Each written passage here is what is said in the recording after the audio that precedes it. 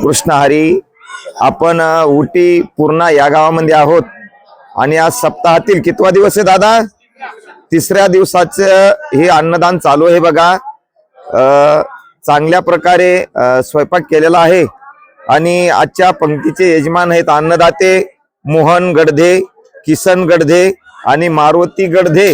हे गडधे परिवाराची पंगत आहे, आपण बघू शकता. आणि उटी पूर्णा हे गाव आहे, पूर्ण गाव चुलबंद आहे नाही का? वा वा वा, धन्यवाद. आणि आता तिकडच्या बाजूला पुरुषाची पंगत होती, आपण बघू शकता. बघा ही महिलाची पंगत आहे. आणि आपल्याकडं आपल्या एक संप्रदायामध्ये हळदी कुंकू आणि हात जोडण्याची पद्धत आहे.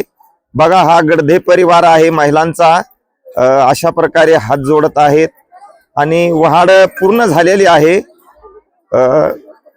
लहान मुलं पण आहे त्याच्यामध्ये.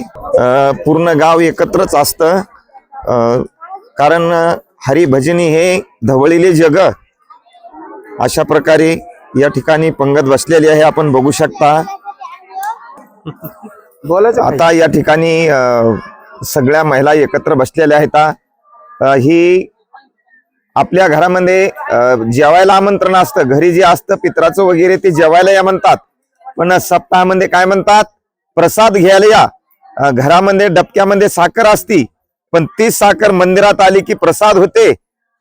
किंवा इथे एक शीत दिधले अन्न होय कोटी कुळाचे उद्धरण.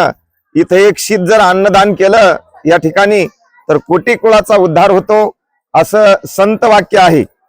उटी पूर्णा असं का नाव आहे? तर पूर्णालाच आमच्या उटी लागली आणि पूर्णानं इथून एकदम कल मारला, त्याच्यामुळे येता कदाचित असं नाव असायला पाहिजे, उटी पूर्णा.